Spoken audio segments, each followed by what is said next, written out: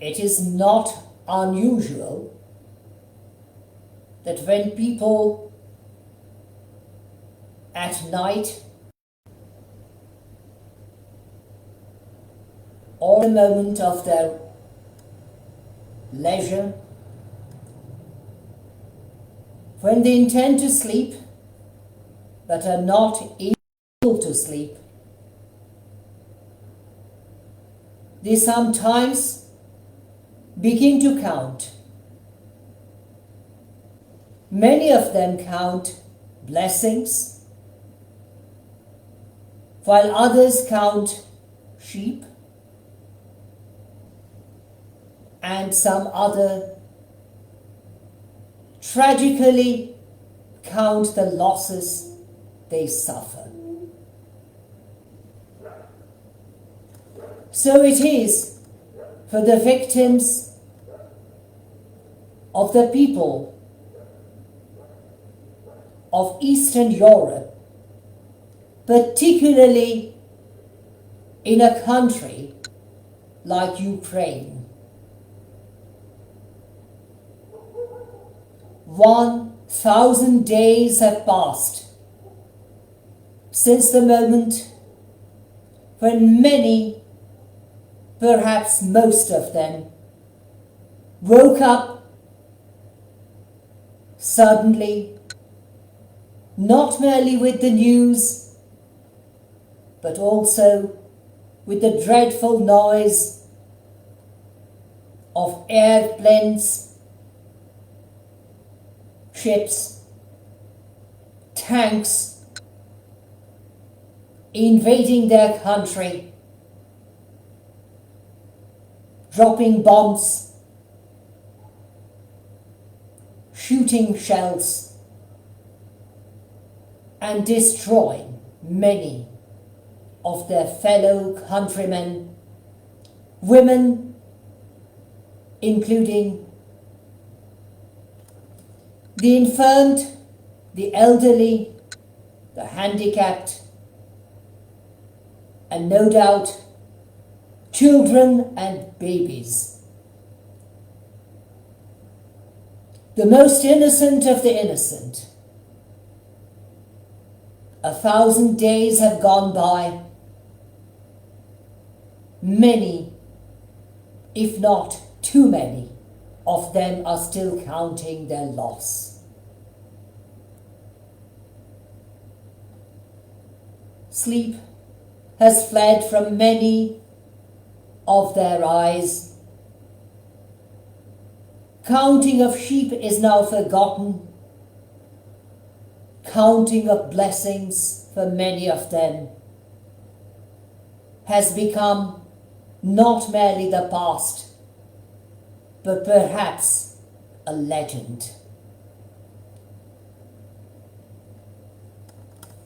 The United Nations organization was formed in order to protect the defenseless, the feeble and the weak of the member states. But what the United Nations organization's founding members ought to have foreseen and either failed to foresee or intentionally overlooked was the fact that so-called veto laid down by the permanent members of the Security Council would defeat the very purpose of the United Nations organization in hindering them from preventing vicious wars carried out even by certain permanent members of the Security Council. What can be more unjust? What can be more inhumane? What can be more tragic 1,000 days have gone by. It is the 1,000th day that the subordinates of a vicious dictator invaded a sovereign country. Contrary to natural justice, contrary to equity, and most certainly contrary and in gross violation of the Charter of the United Nations Organization. But alas, a single veto cast by a permanent member of the Security Council has crippled the organization as a whole from acting in prevention of such a dreadful situation as has been occurring for the past 1,000 days.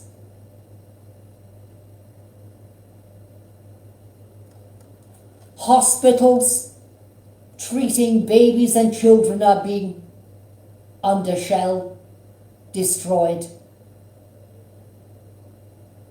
losing the lives of the innocent, even the innocent of the most of those who never even came to know what was going on around them, because they're too young, or they were, I should say, were too young to comprehend the reality of our world. Perhaps the world which we made vicious by our vicious nature. Time and time again, I endeavored to repeat, reiterate, emphasize and underline the word humanity, in reference to the fact that humanity makes us human beings. True humanity makes us worthy of our human births. Can we face a mirror and look ourselves in the reflection and call ourselves worthy human beings at this very moment, when the blood of the innocent are crying as the blood of Abel cried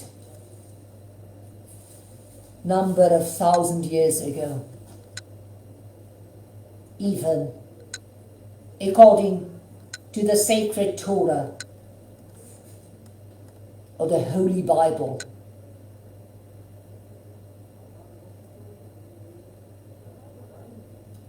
What have those innocent children and babies done in order to deserve such miserable deaths,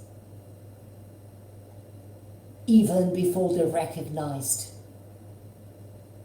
Anything that can be understood by us grown-up, so-called human beings. What have we been doing during this past 1,000 days?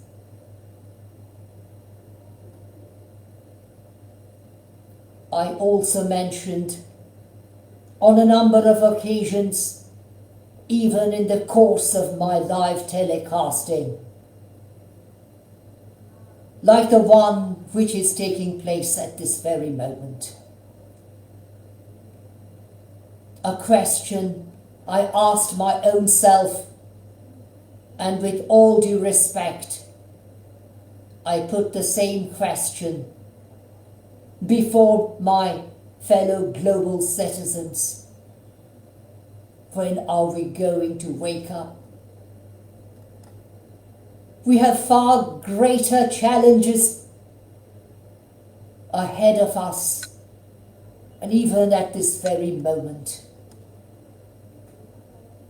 various parts of the world are being devastated by natural calamities.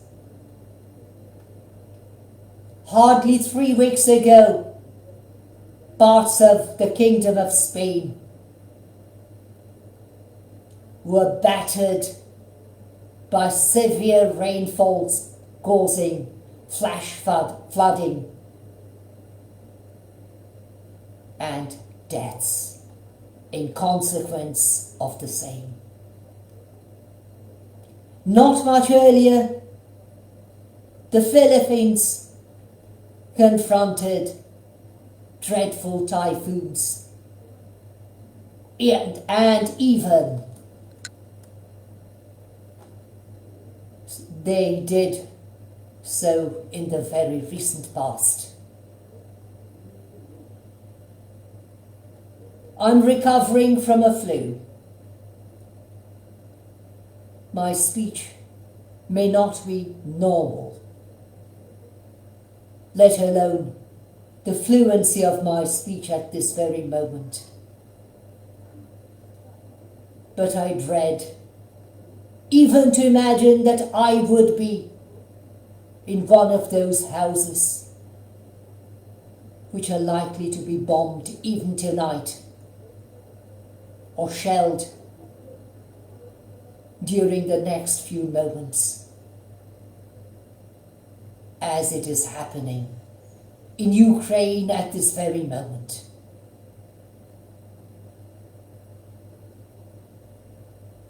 Natural catastrophes, including typhoons, flash floods or flash flooding, bushfires, earthquakes, landslides, and no doubt viral infections cause enough and more than enough deaths in our world, even at this very moment. The very current moment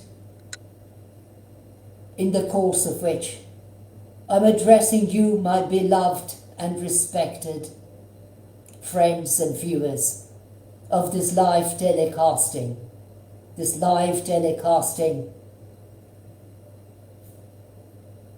of mine at this very moment. On this, the 19th November of the current Gregorian year 2024.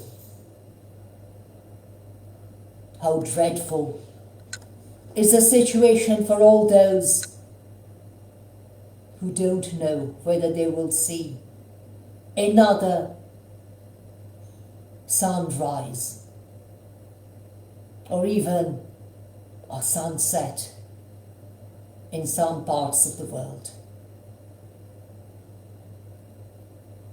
Do we really need to add our vicious acts in order to increase deaths of others instead of saving lives? Can we truly stand in front of mirrors and call ourselves worthy human beings without recalling the facts that our fellow human beings, even our fellow global citizens, are endangered by others? A question I'm obliged to raise upon my own mind and upon the minds of all the viewers of this live telecasting and all those who care to view the video recording of the same at their convenience. Bidding you the protection of the same Almighty God who created all of us, even those victims of Ukraine and elsewhere, even those who are confronted with deaths not by mere natural calamities, but by our human acts. Good night from my country, India.